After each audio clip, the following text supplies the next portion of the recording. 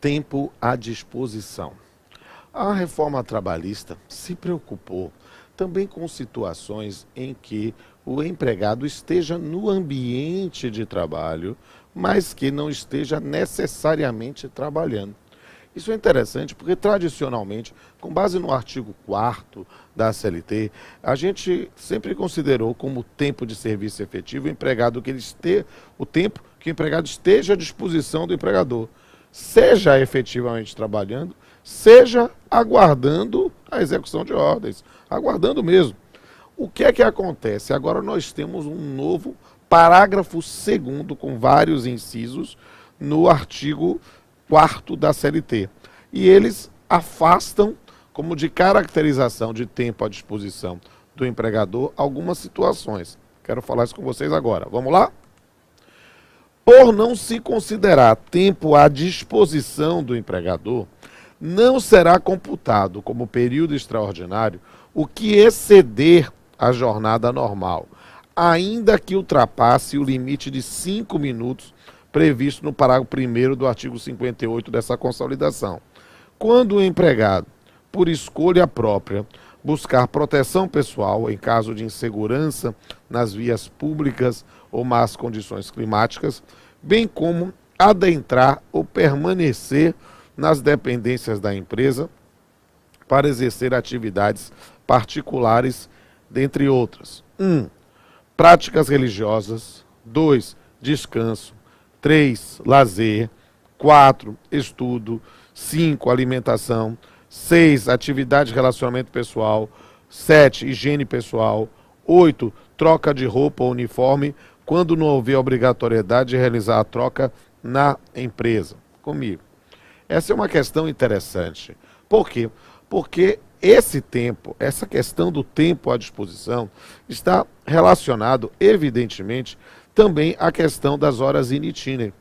Por quê? Porque o que é que acontece? E aí vocês, mas hora in itinere, eu explico.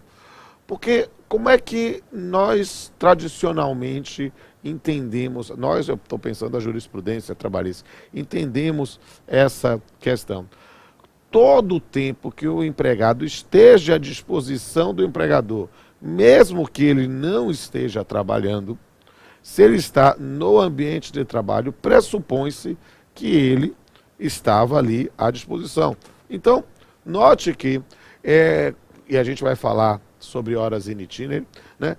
Mas não é hora in itinere, é o tempo que o empregado, por exemplo, estava esperando o transporte da empresa para seguir, ou o tempo que o empregado fazia a troca de seu uniforme, ou, extremamente comum na construção civil, por exemplo, é muito comum, até por força de normas coletivas, se exigir que a empresa forneça o café da manhã. E é claro, a empresa fornece porque está cumprindo a determinação da norma coletiva, mas aceitou, e tradicionalmente isso as pessoas sabem, para quê? Para garantir a pontualidade do empregado no horário do serviço.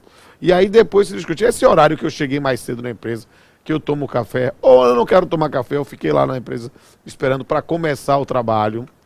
Esse tempo é um tempo que eu já estou à disposição do empregador.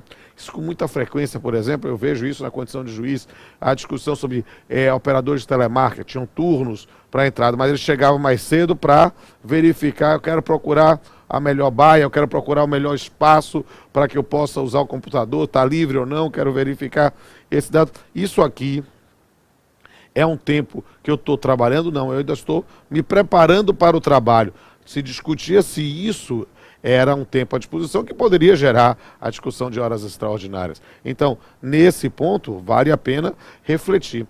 Eu acho que já vou seguir nesse próprio bloco para falar um pouquinho sobre as horas in itinere. Porque as horas in itinere, elas, sem sombra de dúvida, merecem uma reflexão muito acurada. Por quê? Porque foi uma construção jurisprudencial para dizer o seguinte, olha, determinados locais não tem como o empregado chegar.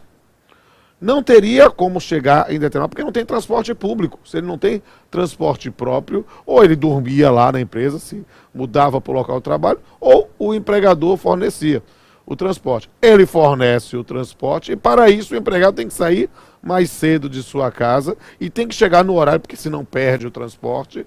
Aí a jurisprudência, nesses locais em que não tínhamos transporte público, disse, olha, nesse caso, a partir do momento que ele tem em tal horário para pegar o ônibus, a condução, a van, o que for que seja, né, esse tempo vai se contar.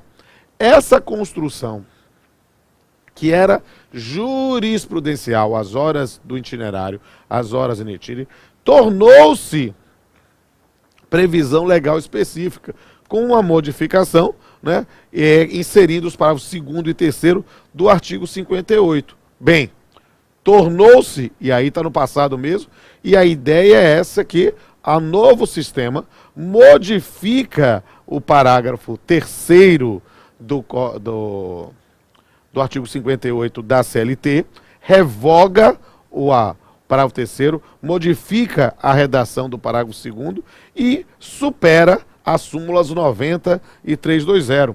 Isso aqui é uma coisa muito importante para explicar para vocês esses elementos que eu quero trabalhar aqui. Por quê? Como é que ficou a primeira redação? Antes dessa modificação da reforma, vamos ver os parágrafos 2º e 3º, para entender? Vamos para a tela. O tempo despendido pelo empregado até o local de trabalho e para o seu retorno, por qualquer meio de transporte, não será computado na jornada de trabalho, vírgula, salvo quando, vírgula, tratando-se de local de difícil acesso ou não servido por transporte público, o empregador fornecer a condução. Parágrafo 3º, poderão ser fixados para as microempresas e empresas de pequeno porte, por meio de acordo ou convenção coletiva, em caso de transporte fornecido pelo empregador, em local de difícil acesso ou não servido por transporte público, o tempo médio despendido pelo empregado, bem como a forma e a natureza da remuneração.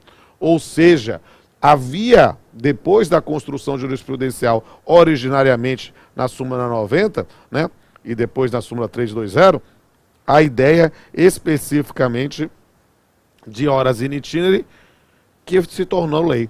Bem, a nova disciplina, como vai ficar? Revoga o parágrafo 3º? Porque esse tratamento diferenciado para as micro e pequenas empresas? Não, porque acabou para tudo. Qual é a nova redação do parágrafo 2º? Vamos para a tela. O tempo despedido pelo empregado, desde a sua residência até a efetiva ocupação do posto de trabalho e para o seu retorno, caminhando ou para qualquer meio ou por qualquer meio de transporte, inclusive o fornecido pelo empregador, não será computado na jornada de trabalho por não ser tempo à disposição do empregador. Ou seja, meus amigos, esta aqui é também uma prova inequívoca de que a reforma não veio para beneficiar o trabalhador, veio talvez para modificar a disciplina das relações de trabalho, talvez para diminuir os custos da empresa, e que são valores em si que podem ser prestigiados. Mas não vá me dizer que o discurso é para beneficiar o trabalhador, que eu não posso acreditar numa conversa dessa. Aqui, a previsão, que como eu disse, essa história é importante, que era inicialmente jurisprudencial e se tornou legal, acabou. Acabou. O fim das horas in itinere foi decretado por esta reforma. E nesse ponto estão superadas as súmulas. Anote aí, referência obrigatória, súmulas 90 e 320 do TST.